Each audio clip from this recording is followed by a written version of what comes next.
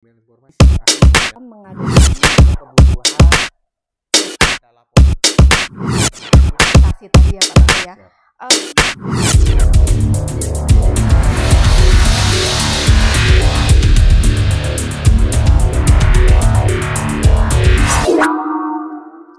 Assalamualaikum warahmatullahi wabarakatuh. Selamat siang Sobat PPJP dimanapun berada. Perkenalkan nama saya Indra Resandi. Ketemu lagi di acara obrolan ekspor yang rutin diadakan oleh Pusat Pelatihan Sumber Daya Manusia Ekspor dan Jasa Perdagangan Sekretariat Jenderal Kementerian Perdagangan, atau yang biasa dikenal dengan PPEJP. Sebelum kita masuk ke sesi obrolan ekspor, jangan lupa untuk klik tombol subscribe, like, dan komen supaya teman-teman ekspor tidak ketinggalan info-info terbaru dan menarik dari PPJP. Lalu kami juga memiliki sosial media lain seperti Instagram, TikTok, dan Facebook dengan ID @ppejp.kemendak. Jangan lupa di-follow ya. Nah, untuk episode akhir tahun ini kita pilih topik yang spesial, krusial, dan relevan dalam dunia perdagangan internasional, yaitu ini solusi transaksi ekspor anti gagal bayar. Tentu telah hadir juga narasumber Ibu Mutia Safitri. Apa kabar Ibu Mutia? Halo, apa kabar Mas? Kabar saya baik, Alhamdulillah. Alhamdulillah. Bu Mutia ini, saya perkenalkan sedikit. Bu Mutia ini merupakan seorang technical advisor di PT Asuransi ACI. Lalu beliau juga menjadi fasilitator atau pengajar di PPJP. Nah, back to topic, kita semua pasti tahu bahwa transaksi ekspor ini membawa potensi keuntungan yang besar, tetapi juga melibatkan resiko yang besar juga. Nah, terutama kita berbicara mengenai resiko gagal bayar. Mungkin ini pas juga nih untuk edisi akhir tahun untuk Bapak Ibu UKM yang punya resolusi ekspor di tahun depan atau pecah telur ya Bu ya, di Yap. tahun depan. Biar kita bisa antisipasi nih, kita minimalisir jangan sampai ada kejadian gagal bayar. Seperti itu. Nah, kita langsung saja, kita gali nih apa yang sudah ada di narasumber, kita tanya-tanya ya Bu ya. Boleh Bu ya? Boleh dong Mas Indra. Oke nih, Silakan kalau Mas. kita ngomongin tentang resiko gagal bayar, kita Mhm. identifikasi terlebih dahulu seperti apa gagal bayar itu nih Bu. Atau Ya. apa saja macam-macam yang bisa disebutkan sebagai gagal bayar. Seperti itu Bu. Mhm. Mhm. Oke, baik. Terima kasih Mas Indra. Kita langsung mulai ke topik ya terkait dengan gagal bayar. Jadi kalau dibilang gagal bayar ya Mas ya, ini adalah salah satu ketakutan terbesar sebenarnya dari eksportir. Karena memang apa namanya resiko itu berpengaruh cukup signifikan gitu ya dalam pencapaian atau revenue bagi eksportir itu sendiri. Nah, resiko gagal bayar itu sebenarnya banyak sebabnya dan juga banyak apa namanya klasifikasinya.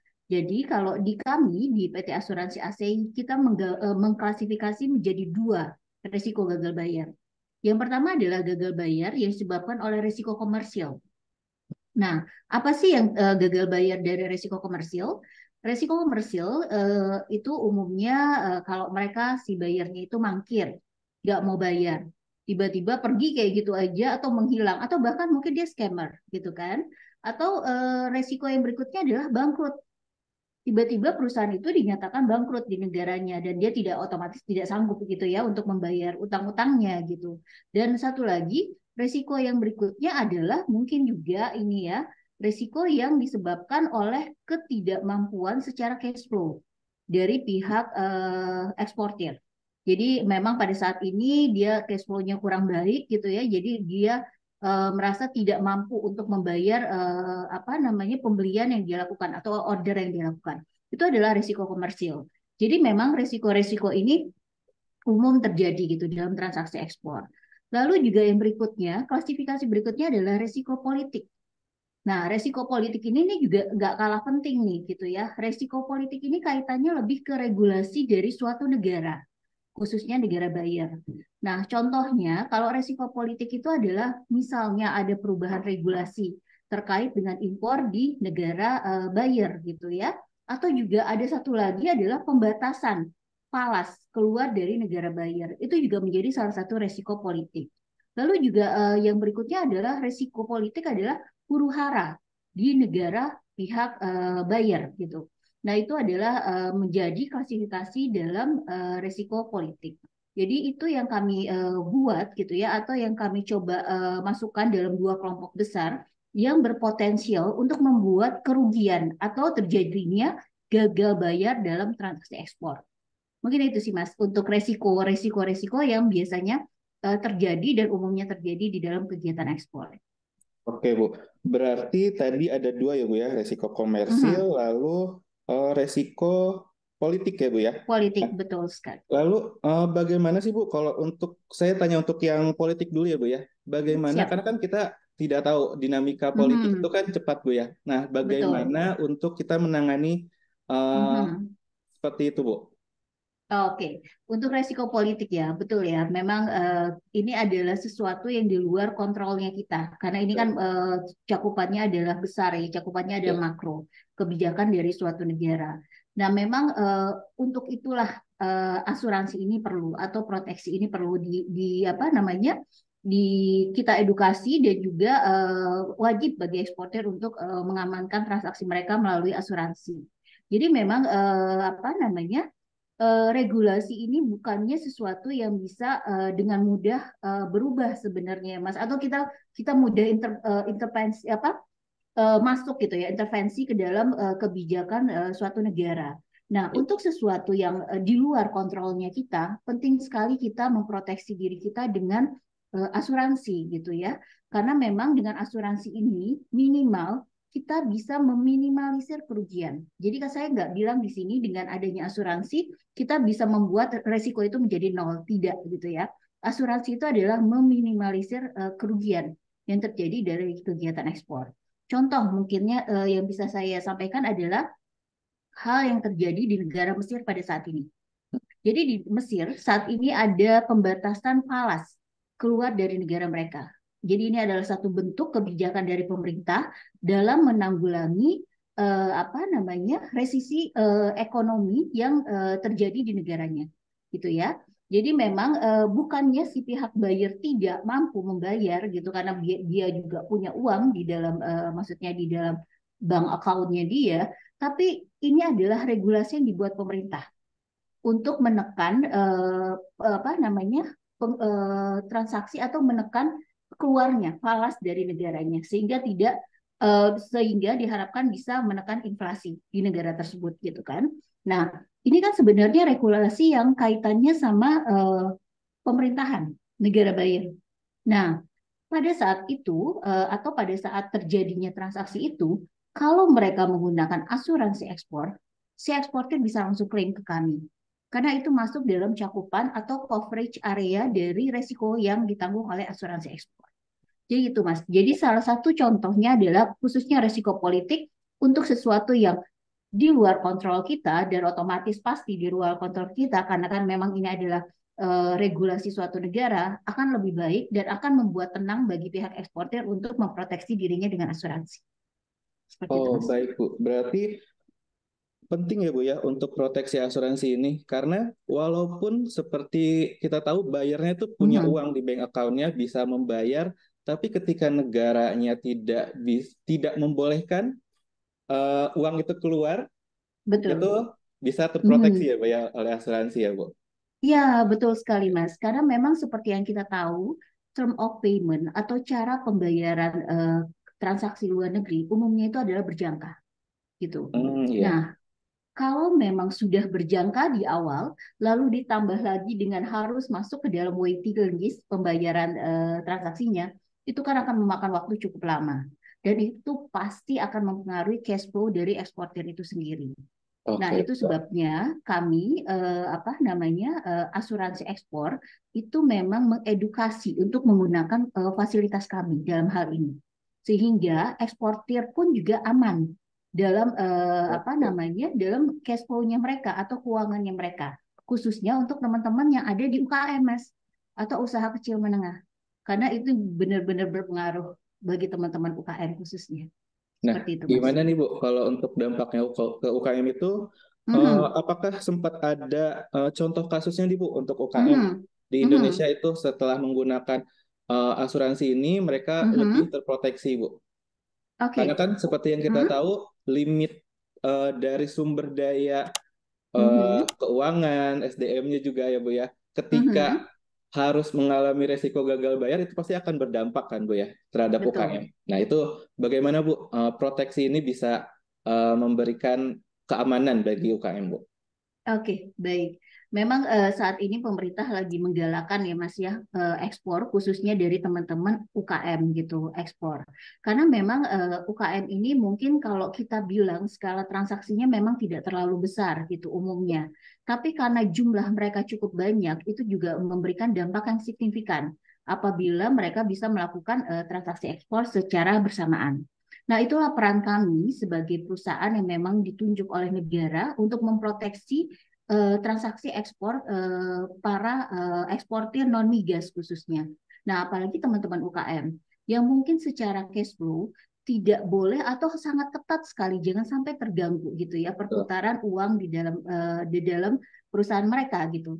Nah, itulah peran kami sebenarnya masuk di sana. Jadi asuransi ekspor sendiri di kami ini tidak membatasi, Mas, berapa jumlah transaksinya.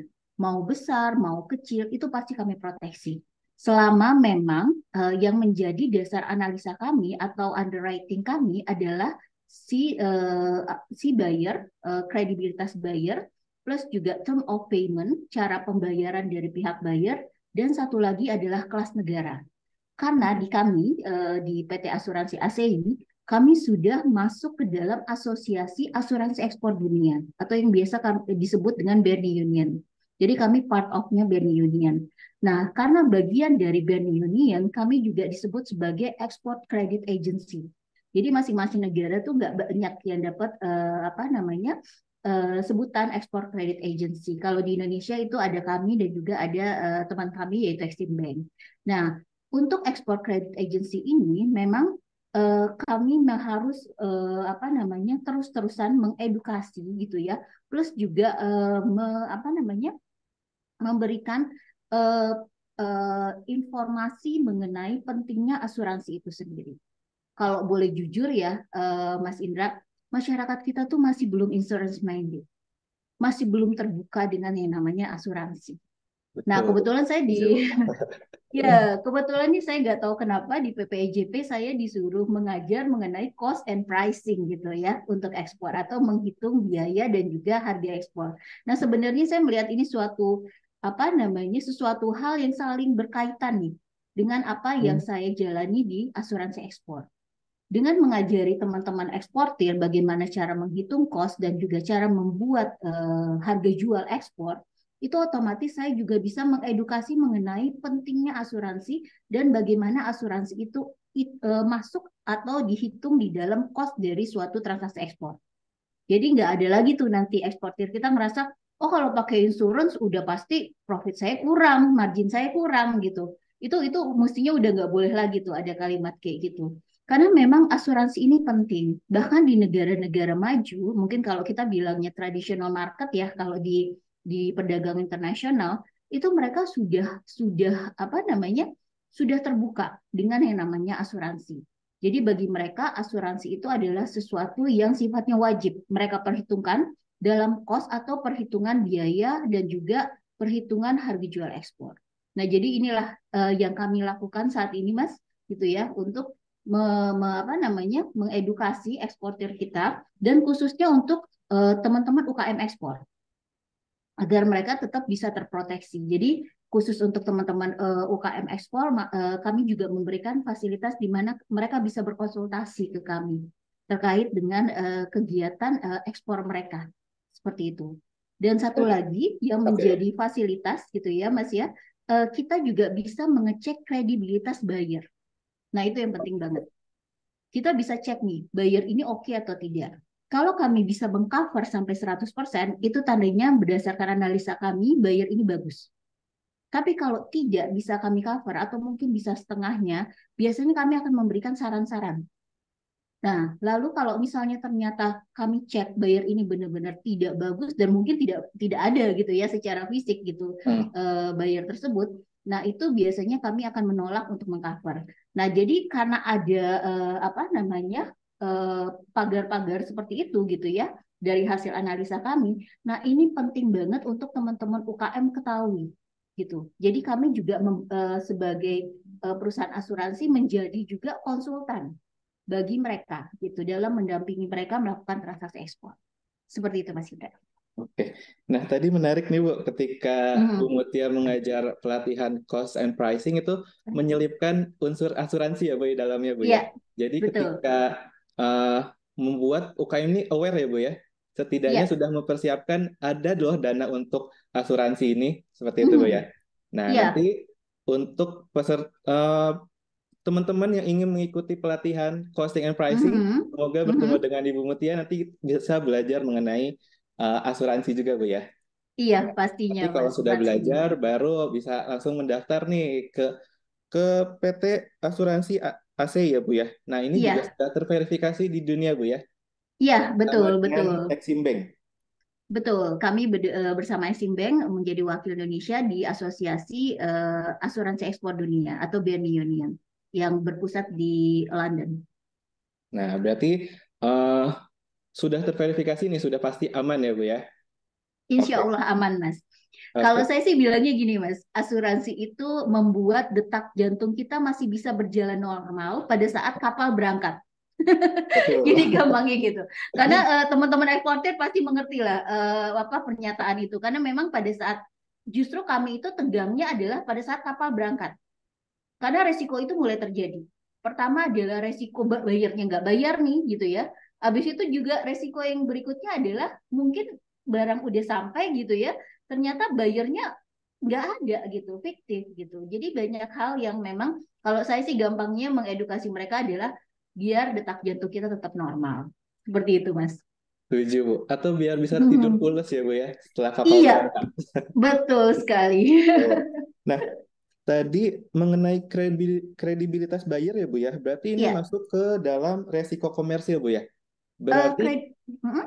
berarti termasuk ke resiko komersil seperti buyer Mhm. hilang, scam atau buyer bangkrut itu berarti nanti Mhm. bisa difasilitasi bahwa buyer ini terverifikasi seperti itu, Bu ya. Ya, betul sekali, Mas. Itu salah satu bentuk mitigasi atau mitigasi resiko yang kami lakukan agar eksportir itu tahu dengan siapa dia melakukan transaksi, gitu. Jadi Oh, memang ini adalah apa ya, salah satu fungsi dari mitigasi itu sendiri. Jadi jangan sampai mereka nantinya apa pada saat transaksi ekspor itu terjadi, justru yang mereka dapat malah zonk gitu ya, bukannya profit yang baik, betul. tapi malah mereka mendapatnya kerugian yang besar. Seperti itu, Mas. Oke. Kalau yang tadi Gitu. kan politik tidak bisa kita intervensi ya, Bu ya. Kalau yang risiko komersil Betul. ini baru bisa kita Mhm. intervensi ya, Bu ya, keamanannya, Bu ya. Betul, betul. Jadi memang kalau untuk resiko politik biasanya kami mengecek dari grade-nya, dari kelas negaranya. Jadi kelas negara ini adalah memang dibuat gitu ya dengan melihat situasi politik dunia gitu. Itu adalah kelas apa namanya pembentukan kelas negara itu memang nggak sembarang-barang dibuat oh kelas negara A, B, C itu enggak. Jadi memang itu sudah dibuat oleh organisasi atau asosiasi kami menentukan kelas negara ini masuk ke dalam klasifikasi atau kelas negara apa. Karena gini, bisa aja dulu Rusia itu masuk ke dalam kelas negara A, gitu ya. Tapi pada saat Rusia mengalami perang, dia langsung masuk ke E, yang Langsung turun berapa level ya, Bu ya? Paling bawah, Bu langsung ya. turun, betul. Oke. Karena yang secara notabene itu udah pasti nggak bisa kita cover. Jadi memang apa namanya itu sifatnya fluktuatif ya Mas ya, nggak memang tidak tetap. Jadi kami pastinya akan terus berkomunikasi dengan asosiasi kami. Sehingga kalau misalnya ada perubahan atau penurunan kelas negara itu otomatis akan terupdate di dalam sistem kami. Seperti itu Mas. Oh, oke. Berarti kalau saya boleh tahu, Bu, ketika kita Mm-mm. mendaftar asuransi itu, Ya, kelas negara itu berada di Mm-mm. kelas A, lalu Ya, tiba-tiba misalkan pertengahan tahun atau akhir tahun, Mm-mm. seperti Rusia itu bisa jadi di Mm-mm. kelas E itu, Bu. Itu nanti bagaimana, Iya. Bu? Skemanya, Bu? Oke, Oke. nah ini nih yang menarik nih. Jadi kalau memang dia secara transaksi, misalnya kita sudah menerima aplikasi yang masuk gitu di bulan Januari, misalnya contohnya seperti itu ya. Tiba-tiba kita sudah mengeluarkan deklarasi gitu ya yang mengcover untuk transaksi tersebut. Tiba-tiba di bulan Februari barang belum nyampe nih. di bulan Februari dia berubah drop jadi negara kelas E gitu, yang Iya. otomatis uncover gitu. Nah, itu menjadi resiko kami, Mas. Tetap kami akan cover. Oh, sesuai Jadi perjanjian itu di awal tetap mungkin ya, Bu ya. sesuai perjanjian di awal. Jadi memang itu udah masuk ke dalam ranah resiko dari kami. Karena kan kalau kita bilang sih perusahaan asuransi itu nggak boleh takut resiko. Karena kami itu menjual resiko sebenarnya, menjaga agar resiko itu tidak terjadi gitu. Jadi memang kalau misalnya transaksi itu terjadi dan sudah berjalan, atau perubahan kelas negara itu terjadi dan transaksi sudah berjalan, itu tetap masuk ke dalam resikonya dari pihak kami apabila si buyer tersebut atau negara tersebut tiba-tiba melarang produk dari pihak eksportir itu masuk ke negaranya gitu. Jadi eksportir gak usah takut, pastinya langsung klaim aja ke ACI, nanti kami juga akan membayarkan dan memproses klaimnya tersebut. Seperti Oke, itu, Mas. berarti jadi sudah aman ya, Bu ya, sudah clear. Nah, Ya, Bu, kita kembali ke dampak mhm, resiko gagal bayar, Bu, nih terhadap ya, eksportir UKM. Ini tuh seberapa mhm, besar ya, Bu ya, bisa mengganggu? Karena kan yang tadi disebutkan, memang nilainya tidak terlalu besar, namun mhm, jumlahnya banyak ya, Bu ya. Nah, ini ya, bagaimana bisa mempengaruhi UKM sendiri atau mhm. berdampak kepada nilai ekspor kita yang menurun seperti itu, Bu? Oke, kalau untuk UKM-nya sendiri itu akan berdampak secara langsung ya, Mas, karena memang dari segi permodalan mereka kan umumnya memang tidak besar dari skala UKM, dari kecil dan juga menengah. Kenapa saya nggak bilang di sini UMKM gitu ya? Mungkin kita ada sedikit salah nih tentang konsep dari UKM dan UMKM. Karena secara apa namanya, bentuk atau badan usaha, mikro itu belum bisa melakukan kegiatan ekspor, Mas. Jadi untuk perusahaan yang bisa dikategorikan eksportir, dia wajib memiliki badan usaha. Dan umumnya teman-teman yang bergerak di bidang mikro, mereka tidak memiliki legalitas atau badan usaha yang mumpuni gitu ya, atau yang cukup diakui seperti CV ataupun PT gitu. Nah, jadi memang kita akan membuat skupnya lebih ke UKM. Karena kalau kecil pun mereka biasanya sudah punya PT gitu ya. Nah, kembali lagi ke apa namanya, kenapa UKM ini berdampak besar? Untuk UKM pasti karena permodalan mereka itu tidak terlalu besar, pada saat terjadi gagal bayar otomatis akan berdampak terhadap cash flow mereka. Itu pasti. Nah, kalau secara makro dengan kegiatan transaksi ekspornya kita, kenapa berpengaruh? Pastinya gini. Kalau saya tuh pernah dengar salah satu kutipan dari sahabat saya ya, apa eksportir juga, Bu Iriana dari Silati. Beliau bilang UKM ini seperti butterfly effect, kecil tapi kalau banyak itu berdampak, akan memberikan dampak yang signifikan. Nah, kalau misalnya dari 60 juta UKM kita itu melakukan kegiatan ekspor separuhnya aja, dan tiba-tiba separuhnya itu gagal gitu, otomatis kan impact-nya akan cukup besar gitu untuk transaksi kita kan. Nah, jadi memang UKM ini akan menjadi sesuatu yang memberikan dampak signifikan kalau mereka itu melakukan kegiatan itu bersama gitu.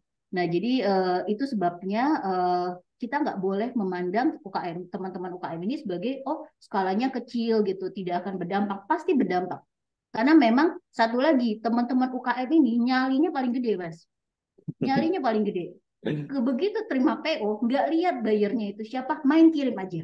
Itu yang sering saya dapatkan dari teman-teman UKM. Jadi kebanyakan Gitu. seperti itu, Bu ya. Langsung kirim dulu, Bu Kebanyakan ya. seperti itu, Nah, langsung kirim. Karena udah seneng kan, oh dapat PO nih gitu, dapat euforia, oh saya dapat bayar nih di luar negeri, tapi tidak melakukan mitigasi. Nah, lalu juga teman-teman UKM ini juga selain nyalinya gede, mereka juga berani mengambil term of payment yang sifatnya berjangka. Justru ini yang menarik, Mas. Pada hmm, saat industri, kita bicara industri yang melakukan ekspor, umumnya mereka itu mintanya cash advance atau bayar di depan. hmm, betul. Nah, industri besar loh, Mas. Mintanya dibayar di depan baru mereka kirim barang. Nah, teman-teman UKM itu bisa apa namanya, jangka waktunya tuh sampai 90 hari, 120 hari, yang mungkin ajaib-ajaib gitu. Makanya saya bilang mereka itu cukup punya nyali besar. Nah, tapi bukannya berarti nyali besar ini menjadi sesuatu yang berdampak negatif, enggak. Karena nyali besar itu diperlukan gitu ya. Dalam ya kalau kita bicara bisnis, kita bicara trading, itu risk taker pastinya. Itu adalah orang-orang pengambil resiko. Nah, bagaimana kita bisa membuat atau mengedukasi teman-teman UKM ini agar mereka bisa melakukan mitigasi dulu sebelum mereka melakukan transaksi ekspor, sehingga trading atau perdagangan yang mereka lakukan itu bisa berjalan dengan lancar atau setidaknya bisa lebih aman. Seperti itu, Mas. Oke. Baik, Bu. Berarti menurut Bu Mutia bagaimana nih, Bu, strateginya ketika kita sudah mendapatkan PO, apa hal yang harus pertama kita lakukan, Bu? Oke, Gitu. kalau untuk mendapatkan PO ya, Ya. yang hal pertama yang dilakukan adalah mengecek bayarnya dulu. Gimana cara ngecek bayar? Ya, yang paling gampang adalah datang ke ACI aja, gitu. Datang ke ACI, nanti biar tim kami yang melakukan pengecekan bayar. Jadi, Oh, sudah kenapa difasilitasi ya, Bu kok? ya? Iya, betul. Kita Oke. sudah memfasilitasi sebagai agent untuk pengecek bayar. Nah, kenapa ACI bisa melakukan pengecekan bayar? Dari mana gitu ya ACI bisa melakukan pengecekan bayar? Karena kami tergabung dalam organisasi atau asosiasi internasional tadi, Mas. Jadi pada saat data bayar itu masuk, kita akan sebarkan ke ECA atau Export Credit Agency yang ada di negara bayar. Minta bantuan mereka untuk melakukan pengecekan. Apakah benar bayar ini ada di negaranya, atau kalau bisa adalah kami mendapatkan informasi mengenai laporan keuangannya. Itu akan lebih bagus gitu ya kalau kami nggak terlalu yakin. Lalu yang kedua adalah kami juga menjalin kerjasama dengan Kementerian Perdagangan melalui atas perdagangan dan juga ITPC. Ini cukup membantu Mas kerjasama ini karena teman-teman dari atas perdagangan lalu juga ITPC itu bahkan melakukan pengecekan secara fisik ke tempat si Langsung ke buyer. lokasi, Bu ya? Langsung Lokasi ke bayar. lokasi. Oke. Betul.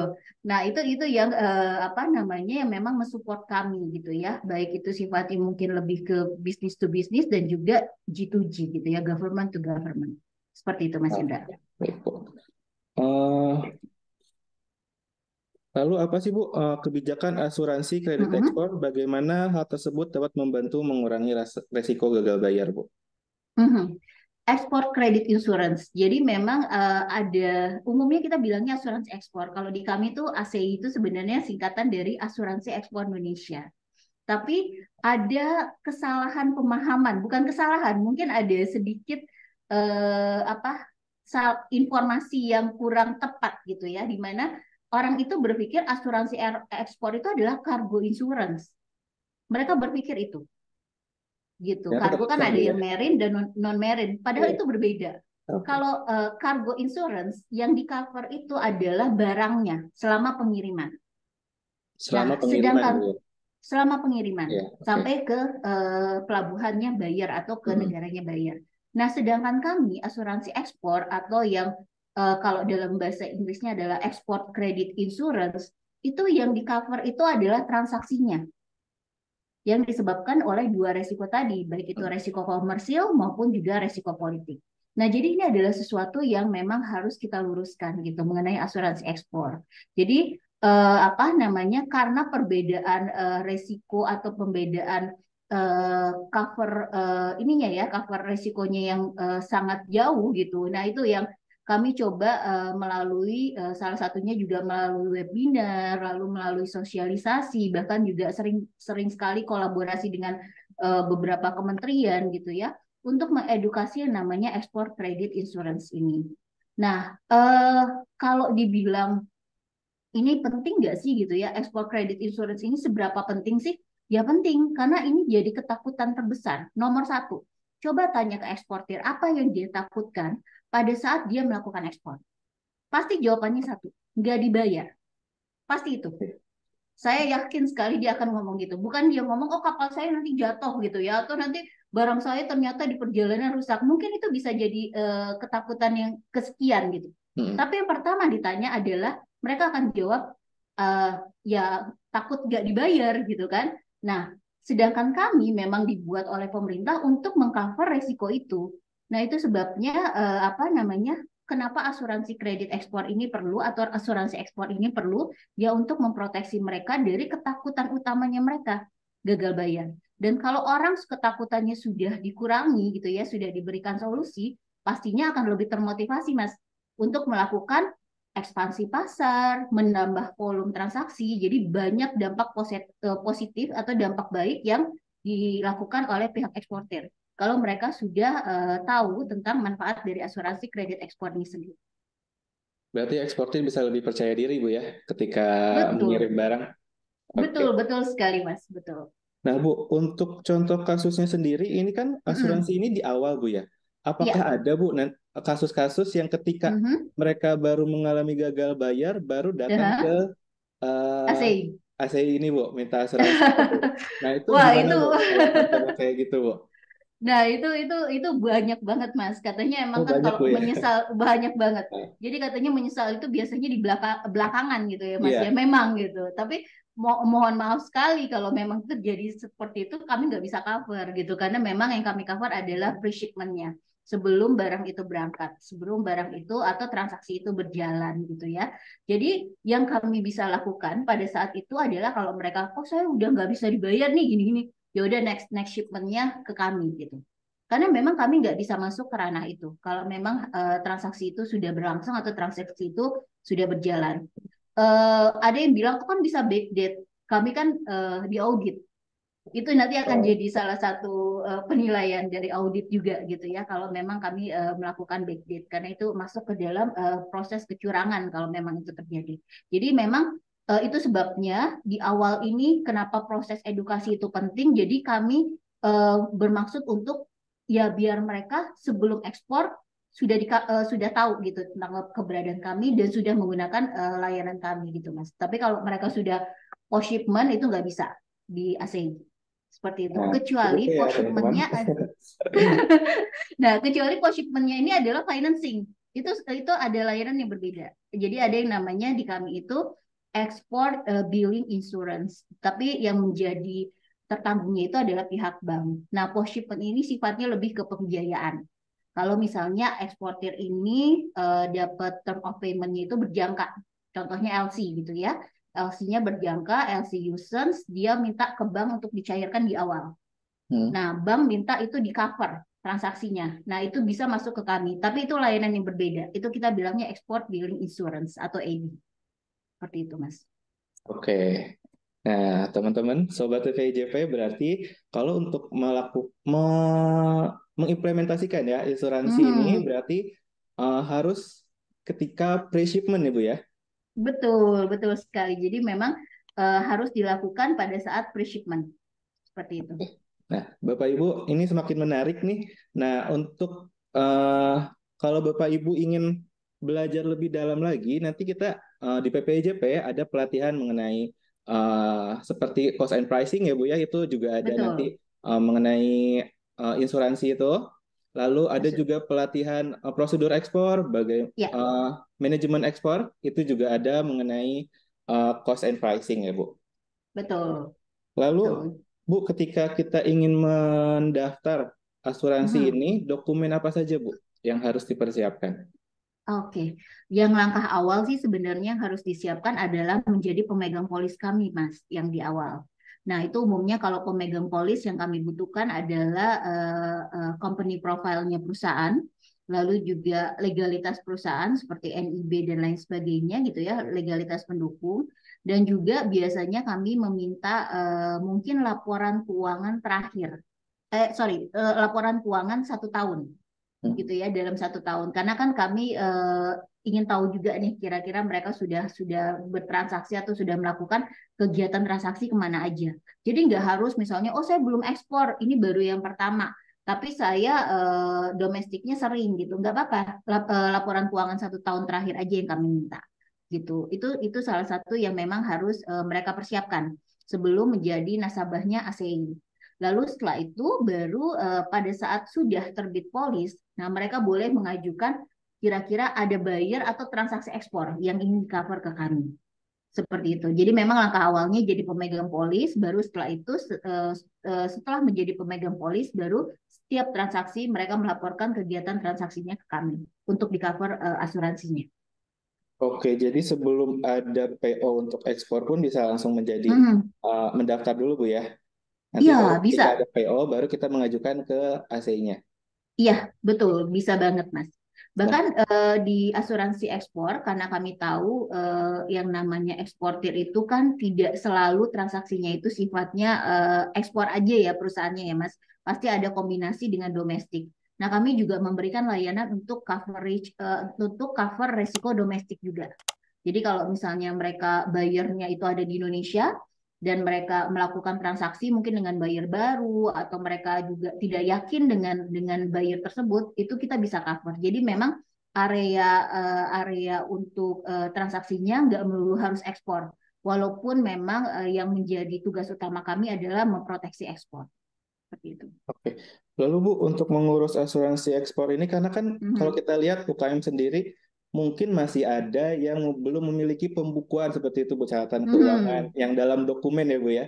Nah, itu Ya. apakah bisa dibantu melalui pihak ketiga atau seperti apa Mhm. untuk pendaftaran bisa lebih dipermudah seperti itu, Bu? Oke, baik. Nah, Untuk justru itu, Mas. fasilitasi UKM-nya itu sendiri, Bu ya. Iya, betul. Nah, justru itu. Jadi peran kami itu kembali ke sebagai konsultan gitu, konsultasi, jasa konsultasinya. Kami membantu nantinya bagaimana mereka meng-create atau membuat laporan keuangan sederhana gitu ya. Jadi memang ini penting sekali gitu, nggak harus ekspor atau nggak harus kegiatan yang sifatnya skala besar gitu. Penting bagi perusahaan memahami bagaimana membuat laporan keuangan.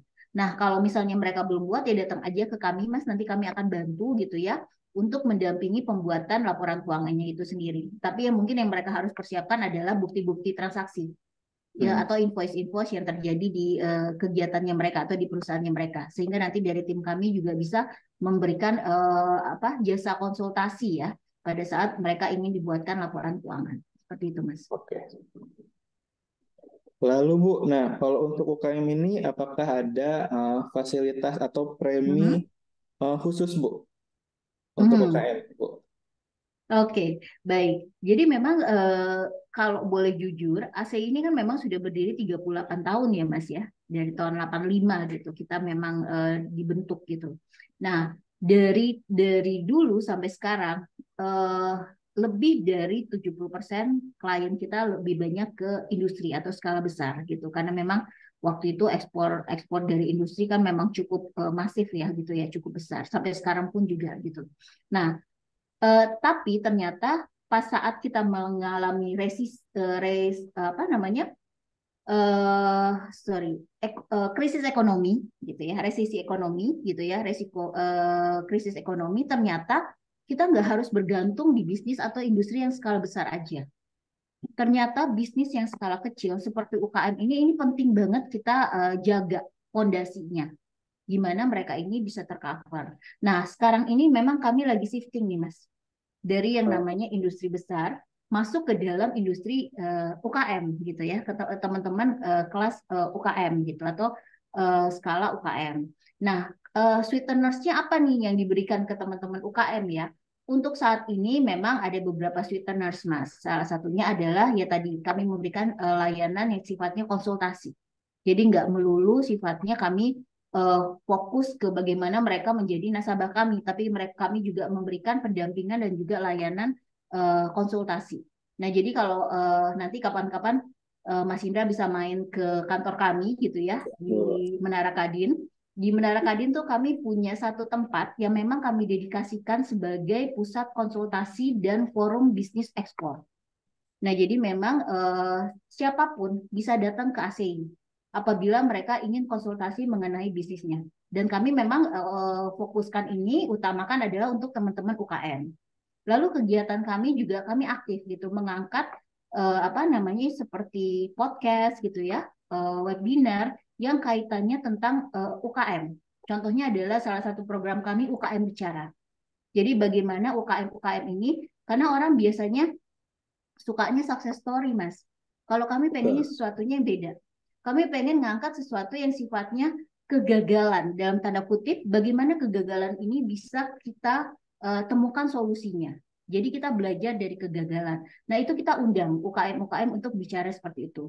Dengan harapan nantinya teman-teman UKM yang lain yang belum melakukan kegiatan ekspor itu bisa termotivasi dan juga bisa lebih hati-hati dalam melakukan kegiatan ekspor. Jadi memang itu adalah salah satu hal yang kami lakukan atau sweeteners yang kami lakukan untuk teman-teman UKM.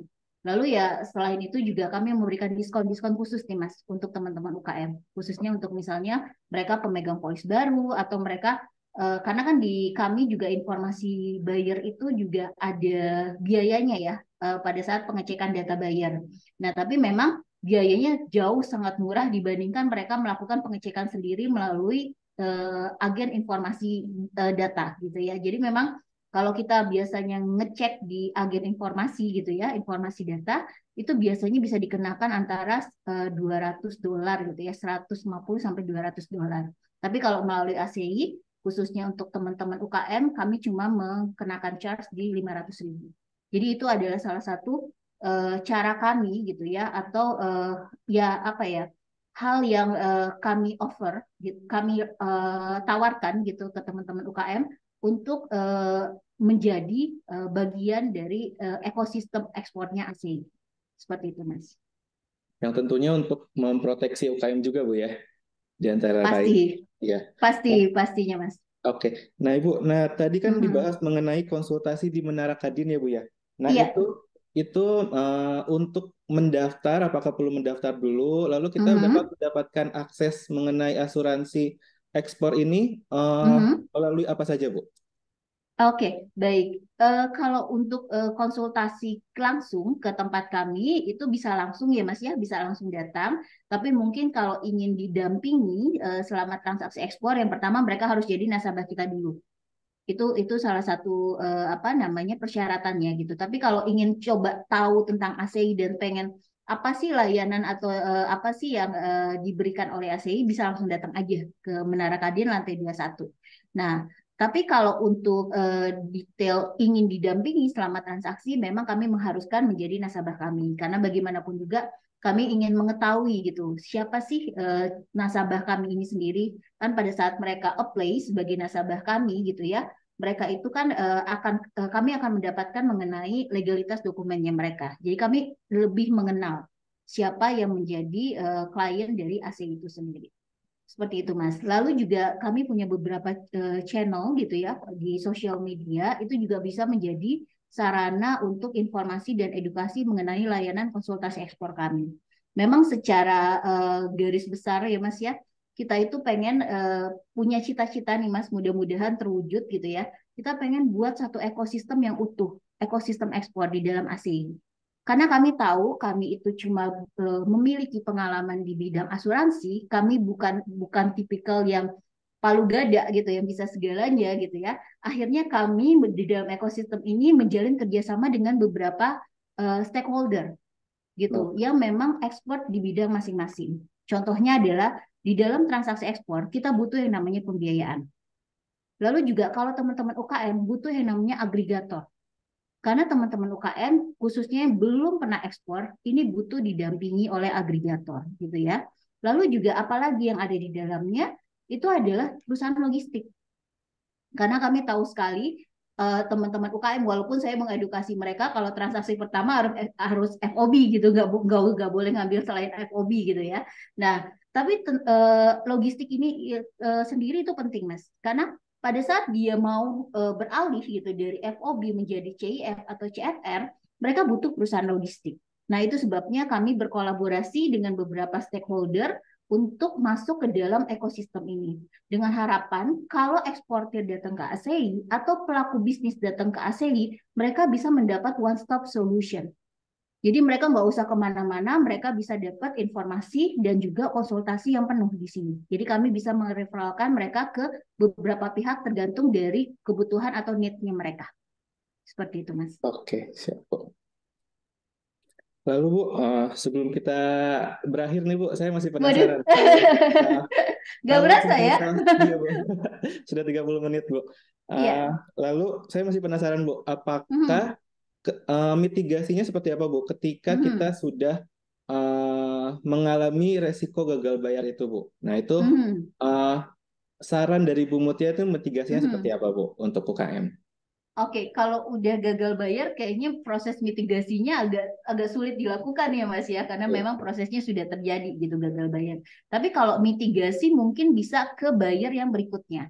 atau ke transaksi yang berikutnya gitu. Contoh misalnya di transaksi pertama 100.000 US dollar gitu. Nah, ternyata ada risiko gagal bayar. Kita lihat nih, gagal bayarnya kenapa? Gagal bayarnya apakah kliennya lari atau gagal bayarnya apakah karena kliennya lagi ada masalah sama cash flow-nya sehingga dia butuh waktu untuk pembayarannya gitu. Nah, kita harus lihat mitigasinya mungkin ke sana gitu. Kalau si eksportir ini tetap ingin bekerja sama dengan buyer yang sama, mungkin dia udah menjalin hubungan apa namanya bisnis itu udah puluhan tahun gitu ya Mas. Ya namanya bisnis kan naik turun ya. Bisa aja buyer itu apa namanya cash flow-nya lagi kurang baik gitu pada saat tahun-tahun tertentu. Nah, si eksportir ini contohnya, oh saya nggak mau pindah, saya tetap mau sama dia. Mitigasi yang kami lakukan adalah kami mensarankan mereka kalau dalam pengecekan ternyata buyer ini bagus ya, dalam apa namanya pengecekan kami ternyata buyer ini bagus, hal yang kami sarankan adalah mengurangi transaksinya. Mungkin biasanya dia 100.000 US dollar rutin gitu ya, mungkin bisa separuhnya atau mungkin bisa seperempatnya gitu. Kalau dia izin tetap dengan buyer yang sama. Tapi biasanya kalau kami melihat ini sudah potensi gagal bayar, kita melarang mereka untuk bertransaksi lagi, Mas. Karena memang yang kita takutkan adalah ini menjadi suatu apa yang sifatnya akumulatif gitu. Jadi sudah terkumpul semua resikonya di sana gitu. Jadi memang hal yang kami lakukan biasa kami harus menelaah dulu apa yang menjadi potensi gagal bayarnya buyer gitu. Jadi mitigasinya mungkin kami lakukan di sana. Nah, saran yang berikutnya adalah cari buyer baru. Jangan terpaku di satu buyer. Karena gini, mungkin karena orang sudah bilang, oh saya sudah puluhan tahun dengan dia dan dia tidak pernah bermasalah. Kita nggak pernah tahu, Mas. Apalagi bisnis yang namanya ada yang bisnis keluarga. Umumnya bisnis itu turun kan ke apa namanya ke anak gitu ya, anak dari si owner ini sendiri. Bapaknya mungkin secara apa integritas atau secara kalau kita bilang kejujuran baik gitu. Tapi kan belum tentu diduplikasi oleh anaknya pada saat diambil alih. Mungkin bisa bisa anaknya itu bertolak belakang sama orang tuanya. Sehingga kan itu bisa jadi potensi gagal bayar dari pihak si buyer. Nah, itu yang kami lakukan sih, Mas. Memang mitigasinya itu adalah cek dulu penyebabnya apa. Kalau benar-benar penyebabnya itu adalah memang yang sifatnya ini akan membuat resiko itu bertambah, itu kami melarang untuk melakukan transaksi lagi. Tapi kalau misalnya kami melihat ini sifatnya hanya sementara, itu baru kami akan menganjurkan dia untuk mengurangi transaksi atau pengiriman barang ke si buyer tersebut. Seperti itu, Mas. Oke, berarti sifatnya itu memberikan rekomendasi, Bu ya? Betul, Nah, memberikan rekomendasi. lalu ketika UKM-nya ini kan tadi bisa dibilang nekat nih, Bu, tetap melakukan. Hmm. Nah, itu Hmm. berarti di luar dari asuransi yang itu, Ibu ya? Ya, kalau misalnya dia tidak bisa, itu keputusan semua kembali ke eksportir ya. Iya. Kalau tapi dia tetap, oh nekat, kami udah melarang, dia tetap nekat mau kirim sebanyak itu, atau dia nekat tetap mau ngirim ke buyer tersebut, tandanya kami tidak mengcover transaksinya. Seperti itu, Mas. Oke, Jadi untuk berarti ranahnya kami bisa membuat keputusan untuk tidak mengcover transaksinya, tapi untuk ranahnya eksportir pun juga bisa membuat keputusan menggunakan asuransi atau ekspor tanpa asuransi. Seperti itu, Mas. oke, baik, Bu. Berarti nanti kembali lagi ke UKM-nya, Bu ya. Apakah akan Betul. menggunakan rekomendasi tersebut atau tetap Ya, nekat nih gitu? ya, Ya, tetap nekat tanpa di cover oleh insurance. iya. Karena kan mungkin Mhm. penasaran, Bu. Misalkan kalau ini ekspor pertama saya nih, masa Ya. nggak boleh nih gitu, gitu. Ya Hmm, mungkin ya, oh Bu ya. banyak, banyak, Banyak, Bu ya. banyak itu Mas, banyak. Nanti kalau udah gagal gitu ya, baru, aduh saya nyesel nih kenapa dikirim ya kembali. Nyesel itu datangnya belakangan. Betul. Nah, tadi Hmm, Bu perihal potensi juga Bu nih mengenai kemampuan negosiasi kontrak ya, UKM kan misalkan belum terlatih Bu ya. Misalkan ya, untuk bayar pertama itu kan kita belum hmm, tahu negosiasinya seperti apa atau nanti dalam hmm, kontraknya tuh harusnya seperti apa nih Bu. hmm. Nah, untuk meningkatkan kemampuan negosiasi itu gimana Bu? Oh, oke. Baik, Mas. Nah, ini nih mungkin saya bisa bisa kasih contoh ya, Mas ya. Ada contoh yang kebetulan baru minggu lalu gitu yang kita Wah, lakukan. Jadi masih hangat AC ya Bu? ini sekarang masih hangat. Ya. Jadi kami tuh sekarang sudah mulai ke ranah bagaimana kami memberikan peluang bisnis kepada eksportir atau calon nasabah kami.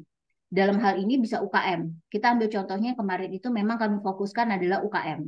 Nah, kami memberikan peluang bisnisnya caranya apa? Caranya dengan melakukan bisnis matching. Mendatangkan buyer, mendatangkan bisnis ke mereka gitu. Ke ke eksportir atau calon nasabah kami. Nah, eksportir ini adalah umumnya memang yang kami cari yang baru, yang fresh nih Mas. Yang masih ya mungkin sekali dua kali ekspor gitu, yang Iya. masih belum terlalu banyak, tapi secara kapasitas kami juga melihat ya. Karena kebetulan kemarin itu kita mengadakan business matching dengan Filipina. Kami mendatangkan buyer Filipina ke tepatnya ke Solo gitu ya, untuk melakukan business matching dan juga farm trip ke kebun kopi yang ada di Boyolali. Nah, menariknya di sini adalah memang ini salah satu cara yang kami lakukan selain mendatangkan bisnis, kami juga membuat mereka berani untuk bernegosiasi atau berkomunikasi dengan buyer secara langsung. Karena kan umumnya biasanya kalau bisnis matching adalah di hotel gitu ya Mas ya. Atau biasanya bisnis matching itu di negaranya buyer. Nah kami nggak mau bikin konsep kayak gitu. Kami justru bikin konsep si buyernya datang ke tempat eksportirnya, ke tempat UKM-nya, sehingga keterikatan dengan UKM itu dapat. Customer journey-nya tuh dapat gitu. Nah, di saat kejadian atau di saat kegiatan itu, itulah fungsi dari yang tadi Mas Indra tanyakan, bagaimana dengan negosiasi. Nah, kami memang ada di sana memonitor kegiatan itu. Jadi kami di awal biasanya memberikan mereka kesempatan untuk berkomunikasi langsung dengan pihak buyer. Tapi kalau ternyata mereka kesulitan dalam hal itu gitu ya, itu kami akan masuk ke dalamnya. Kami akan tanya kira-kira apa yang ingin dinegosiasikan dan kira-kira apa yang ingin ditawarkan ke pihak buyer. Nah, itu adalah salah satu strategi yang kami lakukan. Plus juga kami juga di dalam kegiatan itu membuat yang namanya katalog atau kita bikinnya e-katalog sih sebenarnya. Jadi di dalam e-katalog itu si eksportir sudah menuliskan visinya. Apa yang menjadi visinya dia? Contoh, minimum quantity ordernya, dia bisa menyediakan berapa sih minimum quantity order? Lalu yang kedua adalah term of payment-nya, apa aja sih yang dia terima gitu ya. Lalu yang terakhir adalah Incoterm-nya gitu. Incoterm apa yang bisa dia pakai? Jadi dengan adanya statement yang jelas di dalam e-katalog, itu pun juga bisa menjadi salah satu cara agar negosiasi itu juga langsung dapat gitu ya, langsung langsung kena gitu. Jadi nggak ada sesuatu komunikasi yang berlarut-larut gitu. Jadi memang kita mengajarkan atau mengedukasi UKM untuk itu. Dan alhamdulillah dari hasil kemarin lumayan Mas, akhirnya ada transaksi sampel untuk dikirim ke sana yang secara nilai mungkin belum besar, tapi bagi UKM gitu untuk melakukan pengiriman sampel ke sana ini udah cukup baik gitu Mas. Karena Yes. memang kami kemarin mainnya di specialty coffee. Oke, untuk Hmm, UKM tuh untuk pecah telur tuh sangat berkesan, Bu ya. iya bener. Ya, Dan tuh. saya yang senangnya adalah pada saat acara itu mereka tuh dapat gitu loh, komunikasi dengan buyernya itu dapat gitu. Suasananya itu dapat dan mereka tuh bisa kayak teman jadinya dengan buyer gitu kan. Dan buyer pun kenapa salah satu strateginya kami bawa ke kebun biar nanti kalau nawar nggak rendah-rendah Mas, karena dia tahu susah gitu kan jadi petani kan, jadi dia Bisa ngeliat nawarnya sendiri, nggak Bu ya. bisa ngelihat sendiri gitu. Bahkan kemarin mereka juga kita suruh nanam pohon gitu kan, jadi mereka tahu oh susah bikin ini, jadi nggak boleh nih nawar nawar terlalu kecil gitu. Jadi memang itu salah satu strategi yang kami lakukan untuk membuat UKM lebih confidence dalam melakukan komunikasi dan negosiasi dengan pihak buyer. Nah, menarik banget nih, Bu. Nah, untuk Mhm. teman-teman Sobat PPJP yang tertarik nih mengenai eh, pelatihan, negosiasi, kontrak dagang, costing and pricing juga bisa dilakukan di PPJP, di Kementerian Perdagangan. Nah, lalu ketika nanti Bapak Ibu sudah paham, sudah bisa melakukan kontrak dagang dan negosiasi sendiri, Mhm. bisa dibantu nanti oleh Bu Mutia melalui PT Asuransi AC ya, Bu ya. Ya, AC Indonesia. Oke, tidak terasa Bu, sudah 50 menit kita melakukan Oke. obrolan ekspor Bu, sangat menarik. Mhm. Semoga teman-teman juga mendapatkan ilmu yang bermanfaat juga nanti semoga di tahun depan, di tahun 2024, semoga bisa pecah telur, Bu ya. Amin, amin. Semoga di Amin, tahun amin, 2024 ini ya Mas merupakan tahun yang baik untuk kita semua ya. amin. Sehingga khususnya untuk ekspor Indonesia. Baik, ya. Mhm. Kita sudah berada di penghujung acara obrolan ekspor. Terima kasih banyak Ibu Mutia untuk waktu dan sharingnya. Semoga bisa memberikan insight lebih kepada sahabat PPJP mengenai hal gagal bayar ekspor. Akhir kata, terima kasih dari kami dan terima kasih juga kepada para sahabat PPJP yang sudah mengikuti kegiatan ini. Jangan lupa follow terus sosial media PPIJP, kami ada di YouTube, PPIJP Kemendak, Instagram, TikTok, dan Facebook @ppijp.kemendak. Akhir kata, wassalamualaikum warahmatullahi wabarakatuh. Waalaikumsalam warahmatullahi wabarakatuh. Terima kasih Terima Mas Indra, kasih. terima kasih semuanya. Halo Sobat PPIJP, kami, tim obrolan ekspor, dan seluruh jajaran Pusat Pelatihan Sumber Daya Manusia Ekspor dan Jasa Perdagangan, Sekretariat Jenderal Kementerian Perdagangan mengucapkan terima kasih atas dukungan dan support Sobat Ekspor selama tahun ini. Kami juga mengucapkan selamat tahun baru 2024. Semoga tahun depan membawa kebaikan dan keberkahan bagi kita semua. Nantikan acara menarik lainnya di tahun depan. Simak terus website dan sosial media PPIJP. Sampai jumpa.